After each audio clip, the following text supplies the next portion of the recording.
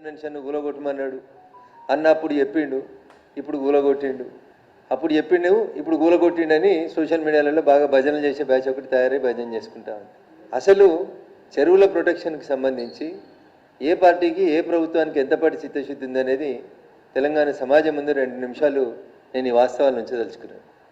గౌరవనీయులు కోట్ల విజయభాస్కర్ రెడ్డి గారు, స్వర్గీయ కోట్ల విజయభాస్కర్ రెడ్డి గారు ఉమ్మడి ఆంధ్రప్రదేశ్కి ముఖ్యమంత్రిగా ఉన్నప్పుడు భాగ్యనగరంలో ఉన్నటువంటి మీరాలం చెరువు కబ్జాకు గురైందని చెప్పి మొట్టమొదటిసారిగా 1994 ఎన్టీ రామారావు గారు లేదా తెలుగుదేశం పార్టీ అధికారంలోకి వచ్చే కంటే కొద్ది రోజుల ముందు భాగ్యనగరంలో ఉన్నటువంటి మీరాలం చెరువు కబ్జాకు గురైతుంది, అక్రమ నిర్మాణాలు జరుగుతున్నప్పుడు రేచల్ చటర్జీ అనేటువంటి ఒక అధికారిని పంపించి మీరాలం ట్యాంకులో కట్టినటువంటి అన్ని అక్రమ కట్టడాలని కూలగొట్టండి అని చెప్పి చెరువుల పరిరక్షణ కోసం నాటి ముఖ్యమంత్రి స్వర్గీయ కోట్ల విజయభాస్కర్ రెడ్డి గారు ఒక ప్రారంభం చేసిండ్రు.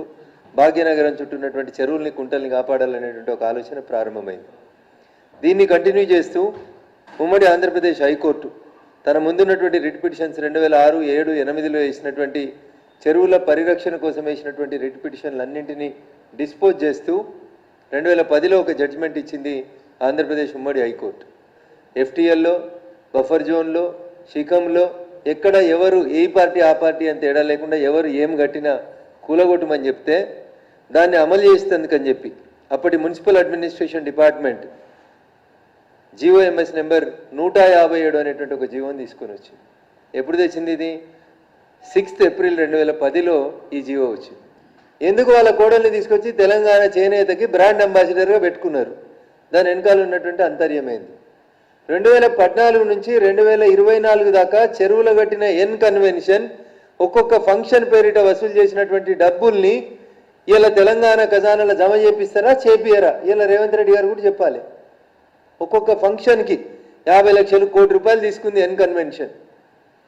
10 సంవత్సరాలు 2014లో దాన్ని సర్వే చేసి తొలగించమని రాష్ట్ర సర్వోన్నత న్యాయస్థానం చెప్తే మున్సిపల్ అడ్మినిస్ట్రేటివ్ మినిస్టర్గా పనిచేసిన కేటీఆర్ గారు 10 సంవత్సరాలు ఎందుకు ఎన్ కన్వెన్షన్ని తొలగించలేదు? దాని వెనకాల ఉన్నటువంటి లాలూచి ఏందో చెప్పుండ్రు. ఏదో పొంగులేటి సుధాకర్ రెడ్డి, వివేక్ వెంకటస్వామి, గుత్తా సుఖేందర్ రెడ్డి ఏదో 10 పేర్లు చదివారు కేటీఆర్ గారు. నేను ఇలా రేవంత్ రెడ్డిని, కేటీఆర్ గారిని, పొంగులేటి గారిని కూడా సూటిగా ఒక ప్రశ్న అడుగు, మరి ఎందుకు అరెస్ట్ చేస్తలేరు? ఎందుకు చేస్తలేరన్నా? ఇట్లా రాసుకుంటా కండువాలు మార్చమని బెదిరించుకుంటా హైదరాబాద్లో ఉన్న ఎమ్మెల్యేలను ఇచ్చేస్తారు. ఇది ఎన్ కన్వెన్షన్ వార్త. ఆ చెరువు పేరు ఇది. 4 ఎకరాలు కబ్జా అయిందని వచ్చింది. రింగ్ రోడ్ అవతల భూమి అమ్మితే, ఎకరం అమ్మితే 100 కోట్లు వచ్చిన భాగ్యనగరం ఇది. గిడకి ఇదేందుకు కూలగొట్టిరు? 10 ఏళ్ళు ఎందుకు కాపాడిరు? ఎన్ని పైసలు తీసుకున్నారు ఈ కాపాడడం వెనకాల? ఇది చెప్పాలి. ఇది రఘునందన్ రావు చెప్పిన మాట కాదు.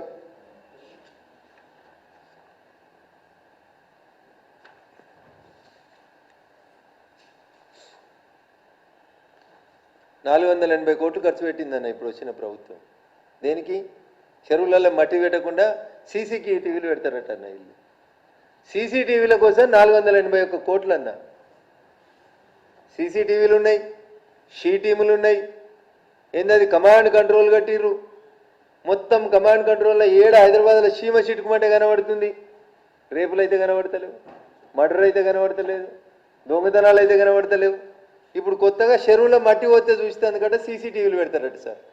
దీని ఖర్చు 480 కోట్లు. ఇప్పటికే 481 కోట్లు ఖర్చు. 1200 సీసీటీవీ కెమెరాల కోసం టెండర్ వేసిర్రు. లేక్ ప్రొటెక్షన్ కమిటీకి స్పెషల్ కమిషనర్ త్వరలో. ఎందుకు రాస్తారు అన్న వార్తలు? ఎన్జిటి చెప్పింది హిమాయత్ సాగర్లో ఎఫ్టీఎల్ ఎంత ఉందో నిర్ధారించమని. ఇవాళ దాకా నిర్ధారించాలి. వార్త ఎఫ్టీఎల్ నిర్ధారించట్లే, ఎన్జిటి వాళ్ళు పిలిచి తిట్టిరు. ఇది ఇట్లే ఉంది. ఎన్ని సంవత్సరాలు కావాలన్నా మీకు లేకుల్ని శుద్ధి చేసేందుకు? ఇది ఒక ప్రముఖ దినపత్రిక రాసింది. మాసపు చెరువును మింగేస్తురు. రంగనాథ్ సార్ జర చూడు, మాసపు చెరువు యాడుందో చూడు. మాసపు చెరువును మింగేస్తురు. మేడ్చల్ మల్కాజిగిరి ఫాక్స్ చెరువు, ఫాక్స్ సాగర్ మాయం. ఇవన్నీ రిటైన్ చేయరు sir. This is my sincere appeal to the government and officers. పేపర్లలో వార్తలు రాపించి ఎవరినో బెదిరించి రాష్ట్ర హైకోర్టు తిట్టింది. 2010లో మేము జడ్జిమెంట్ ఇచ్చినాం. 15 ఏళ్ళైంది ఇంకా మీరు ఎఫ్టీఎల్ గుర్తించరా అని అడిగింది. 15 ఏళ్ళైనా మీరు బఫర్ జోన్లు గుర్తించరా అని అడిగింది హైకోర్టు. మా దగ్గర మెదక్ జిల్లాలో బొల్లారం అని ఒక ఇండస్ట్రియల్ ఏరియా ఉంటుంది. చెరువులో వెంచర్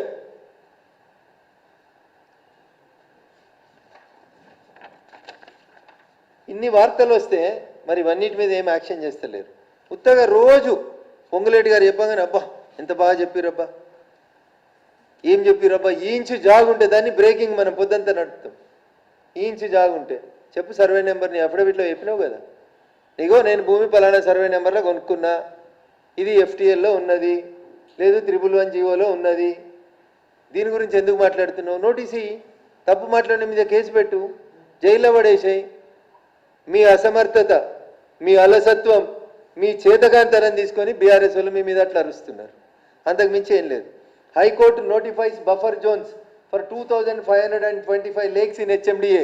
2525 చెరువులకి బఫర్ జోన్ ఎక్కడుందని హైకోర్టు గుర్తించింది, హెచ్ఎండిఏ గుర్తించింది.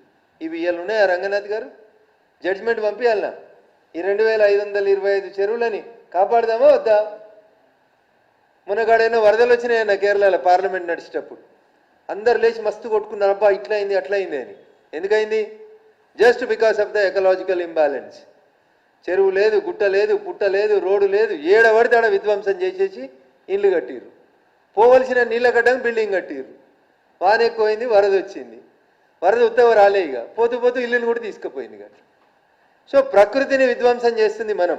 నిజంగా రేవంత్ రెడ్డి గారికి హైడ్రాకి ఏమన్నా నిజంగా చిత్తశుద్ధి ఉంటే high court notify buffer zones for 2525 lakes in HMDA.